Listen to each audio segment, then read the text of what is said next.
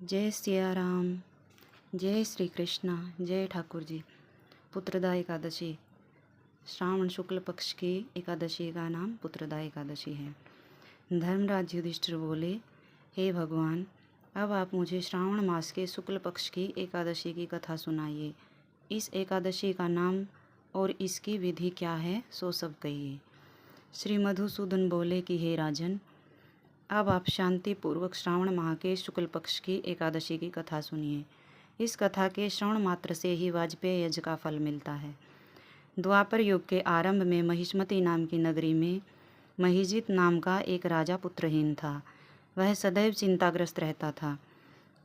उसे वह राज्य दुखदायी प्रतीत होता था, क्योंकि पुत्र बिना इस लोक और परलोक दोनों में सुख नहीं मिलता। राजा ने पुत्र की प्राप्ति के लिए बहुत यत्न किए, परंतु वह निष्फल गए।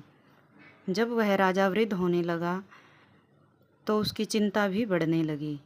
एक दिन उस राजा ने प्रजा को संबोधित करके कहा कि मैंने न तो अपने जीवन में पाप किया है और न अन्यायपूर्वक प्रजा से धन एकत्र किया है, न मैंने कभी देवता और ब्राह्मणों का धन छीना है और न किसी की धरोहर ली है। मैंने प्रजा को सदैव पुत्र की तरह पाला है। मैंने अपराधियों को पुत्र और बांधवों की तरह दंड दिए हैं। मैंने कभी किसी से राग द्वेष नहीं किया है, सबको समान माना है।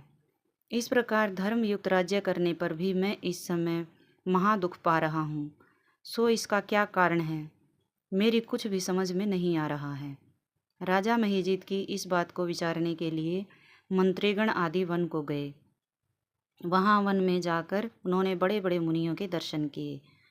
उस स्थान पर वे वयोवृद्ध और धर्म के ज्ञाता महर्षि को यथा योग्य प्रणाम किया और उनके सम्मुख बैठ गए और उनसे विनय करने लगे कि हे देव, हमारे अहोभाग्य हैं कि हमें आपके दर्शन हुए। इस पर लोमस ऋषि बोले कि हे ब्राह्मणों, आप लोगों की विनय तथा आपके सद्व्यवहार से मैं अत्यंत प्रसन्न हूँ। अब आप मुझे अपने आने का कारण बतलाइए। मैं आपके कार्य को अपनी शक्ति के अनुसार अवश्य ही पूरा करूँगा, क्योंकि हमारा शरीर ही परोपकार के लिए बना है, इसमें किंचित मात्र भी संदेह नहीं है। लोमस ऋषि के ऐसे वचन सुनकर सब मंत्रीगण बोले, हे महर्षि, आप हमारी समस्त बातों को जानते हैं। हमारी समस्त बातों को जानने में ब्रह्मा से भी अधिक हैं। महिष्मती नाम की पुरी में एक महिजित नाम का धर्मात्मा राजा है। वह प्रजा का पुत्र की तरह धर्मानुसार पालन करता है, परंतु फिर भी पुत्रहीन है। इससे वह अत्यंत दुखी रहता है। हम लोग उस राजा की प्रजा हैं। प्रजा का यह कर्तव्य है कि राजा के सुख में सुख माने और उसके दुख में दुख माने। हमको उसके पुत्रहीन होने का अभी तक कारण प्रतीत नहीं हुआ। अब जब से हमने आपके दर्शन करे हैं, हम आपको पूर्ण रूप से आप पर विश्वास करते हैं। हमें पूरा विश्वास है कि आप हमारा कष्ट अब अवश्य ही दूर करेंगे। अतः अब आप हमको राजा को पुत्र होने का उपाय बताइए। इस पर लोमस ऋषि ने एक क्षण के लिए नेत्र बंद किए और राजा के पूर्व जन्मों का विचार करने लगे। वे विचार करके बोले कि हे ब्राह्मणों, यही राजा पिछले जन्म में अत्यंत निर्धन था और बुरे कर्म किया करता था। यह एक गांव से दूसरे गांव में घूमा करता था। एक दिन ज्येष्ठ मास के शुक्ल पक्ष की द्वादशी के दिन यह 2 दिन से भूखा था। दोपहर के समय में एक जलाशय पर पानी पीने गया। वहाँ उसी समय की ब्याही हुई प्यासी गौ जल पी रही थी। राजा ने उसको प्यासी ही हटा दिया और स्वयं जल पीने लगा। हे ब्राह्मणों, इसलिए राजा को यह दुख भोगने पड़ रहे हैं। एकादशी के दिन भूखा रहने से उसको राजा होना पड़ा और प्यासी गौ को हटाने से पुत्र के वियोग का दुख भोगना पड़ा। इस पर सब लोग बोले कि हे महर्षि, शास्त्रों में ऐसा लिखा है कि पुण्य से पाप नष्ट हो जाते हैं, इसलिए कृपा करके आप राजा के पूर्व जन्म के पाप नष्ट करने का उपाय बतलाइए, क्योंकि इस पाप के क्षय होने से पुत्र की उत्पत्ति होगी। ब्राह्मणों के ऐसे वचनों को सुनकर लोमस ऋषि बोले कि हे ब्राह्मणों, यदि श्रावण माह के शुक्ल पक्ष की पुत्रदा एकादशी को तुम सब लोग व्रत करो और रात्रि को जागरण करो और उस व्रत का फल राजा को प्रदान कर दो, तो तुम्हारे राजा को पुत्र रत्न प्राप्त हो सकता है। महर्षि की बातों को सुनकर समस्त मंत्री महर्षि लोमस ऋषि के वाक्यों को सुनकर प्रसन्नता पूर्वक अपने नगर को वापिस आए। उन सब लोगों ने श्रावण मास के शुक्ल पक्ष की पुत्रदा एकादशी का लोमस ऋषि की आज्ञा के अनुसार व्रत किया और द्वादशी को उसका फल राजा को दे दिया। उस पुण्य के प्रभाव से रानी ने गर्भ धारण किया और 9 महीने पश्चात उसके एक अत्यंत तेजस्वी पुत्र रत्न उत्पन्न हुआ। हे राजन, इसलिए इस एकादशी का नाम पुत्रदा एकादशी पड़ा। जो मनुष्य पुत्र रत्न को प्राप्त करना चाहते हैं उन्हें इस एकादशी का विधि पूर्वक व्रत करना चाहिए। इस व्रत के प्रभाव से इस लोक में सुख और परलोक में स्वर्ग मिलता है। कथा सार। पाप करते समय मनुष्य नहीं सोचता कि वह क्या कर रहा है, किंतु शास्त्रों से विदित होता है कि व्यक्ति को छोटा सा पाप भी महान कष्ट भोगने को विवश कर देता है। अतः मनुष्य को पाप से डरना चाहिए, क्योंकि पाप नामक यह राक्षस जन्म जन्मांतर तक उसका पीछा नहीं छोड़ता। व्यक्ति को चाहिए कि सत्य व्रत का पालन करते हुए ईश्वर के प्रति पूरी निष्ठा रखे और यह बात सदैव याद रखे कि किसी के दिल को दुखाने से बड़ा दुनिया में कोई पाप नहीं है। इति श्रावण एकादशी व्रत कथा। गीता सार। क्यों व्यर्थ चिंता करते हो? किससे व्यर्थ डरते हो? कौन तुम्हें मार सकता है? आत्मा न पैदा होती है न मरती है। जो हुआ वह अच्छा हुआ, जो हो रहा है वह अच्छा हो रहा है, जो होगा वह ही होगा। तुम भूत का पश्चाताप ना करो, भविष्य की चिंता ना करो। वर्तमान चल रहा है। तुम्हारा क्या गया जो तुम रोते हो? तुम क्या लाए थे जो तुमने खो दिया? तुमने क्या पैदा किया था जो नाश हो गया? न तुम कुछ लेकर आए, जो कुछ लिया यहीं से लिया, जो दिया यहीं पर दिया। जो लिया इसी भगवान से लिया, जो दिया इसी को दिया। खाली हाथ आए, खाली हाथ चले। जो आज तुम्हारा कल किसी और का था, परसों किसी और का होगा। तुम इसे अपना समझकर मस्त हो रहे हो। बस यह प्रसन्नता ही तुम्हारे दुखों का कारण है। परिवर्तन संसार का नियम है। जिसे तुम मृत्यु समझते हो यही तो जीवन है। एक क्षण में तुम करोड़ों के स्वामी बन जाते हो, दूसरे क्षण में दरिद्र हो जाते हो। तेरा मेरा छोटा बड़ा अपना पराया मन से मिटा दो, विचार से हटा दो। फिर सब तुम्हारा है, तुम सबके हो। न यह शरीर तुम्हारा, न तुम शरीर के हो। यह अग्नि जल वायु पृथ्वी आकाश से बना है और इसी में मिल जाएगा। परंतु आत्मा स्थिर है। फिर तुम क्या हो? तुम अपने आप को भगवान को अर्पित करो। यही सबसे उत्तम सहारा है। जो इसके सहारे को जानता है वह भय चिंता शोक से सर्वदा मुक्त है। जो कुछ भी तू करता है उसे भगवान को अर्पण करता चल। इसी से तू सदा जीवन मुक्त आनंद का अनुभव करेगा। एकादशी माता की आरती। ओम जय एकादशी माता, जय जय एकादशी माता। विष्णु पूजा व्रत को धारण कर शक्ति मुक्ति पाता। तेरे नाम गिनाऊं देवी, भक्ति प्रदान करनी। गण गौरव की देनी माता, शास्त्रों में वर्णी। मार्गशीर्ष के कृष्ण पक्ष की सफला नामक है। शुक्ल पक्ष में होए पुत्रदा आनंद अधिक रहे। नाम षटतिला माघ मास में कृष्ण पक्ष आवे।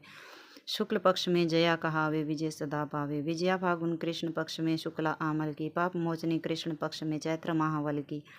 चैत्र शुक्ल में नाम कामदा धन देने वाली। नाम बरुथनी कृष्ण पक्ष में वैशाख महावाली। शुक्ल पक्ष में होए मोहिनी अपरा ज्येष्ठ कृष्ण पक्षी। नाम निर्जिला सब सुख करनी, शुक्ल पक्ष रखी। योगिनी नाम आषाढ़ में जानो कृष्ण पक्ष वरनी। देव शयनी नाम कहायो शुक्ल पक्ष धरनी। कामिका श्रावण मास में आवे कृष्ण पक्ष कहिए। श्रावण शुक्ला होए पुत्रदा आनंद से रहिए। अजा भाद्रपद कृष्ण पक्ष की परिवर्तनी शुक्ला। इंद्रा अश्विन कृष्ण पक्ष में व्रत से भव सागर निकला। पाप अंकुशा है शुक्ल पक्ष में पाप हरनहारी। रमा मास कार्तिक में आवे सुखदायक भारी। देवोत्थनी शुक्ल पक्ष की दुख नाशक मैया। लोंद मास की करो विनती पार करो नैया। शुक्ल लोंद में होए पद्मिनी दुख दारिद्र हरनी। परमा कृष्ण पक्ष में होती जन मंगल करनी। जो कोई आरती एकादशी की भक्ति सहित गवे, जन रघुनाथ स्वर्ग का वासा निश्चय वह पावे। ओम जय एकादशी माता, जय जय एकादशी माता। विष्णु पूजा व्रत को धारण कर शक्ति मुक्ति पाता। ओम जय एकादशी माता। आरती श्री जगदीश जी की। ओम जय जगदीश हरे, स्वामी जय जगदीश हरे। भक्त जनों के संकट, दास जनों के संकट क्षण में दूर करे। ओम जय जगदीश हरे। जो ध्यावे फल पावे, दुख विन से मन का। सुख संपत्ति घर आवे, कष्ट मिटे तन का। ओम जय जगदीश हरे। मात पिता तुम मेरे, शरण गहूँ किसकी। स्वामी शरण गहूँ किसकी, तुम बिन और न दूजा। आस करूं जिसकी। ओम जय जगदीश हरे। तुम पूर्ण परमात्मा, तुम अंतर्यामी। पार ब्रह्म परमेश्वर, तुम सबके स्वामी। ओम जय जगदीश हरे। तुम करुणा के सागर, तुम पालन करता। मैं मूरख खल कामी, मैं मूरख खल कामी। कृपा करो भरता। ओम जय जगदीश हरे। तुम हो एक अगोचर, सबके प्राणपति। स्वामी सबके प्राणपति। किस विधि मिलूं दयामय, किस विधि मिलूं दयामय।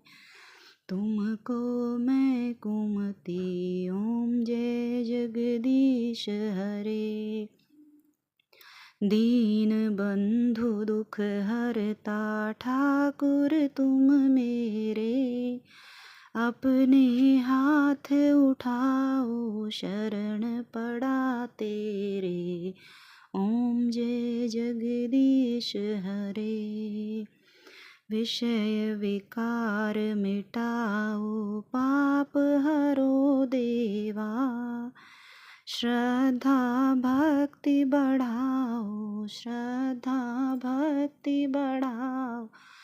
संतों की सेवा। ओम जय जगदीश हरे। ओम जय जगदीश हरे।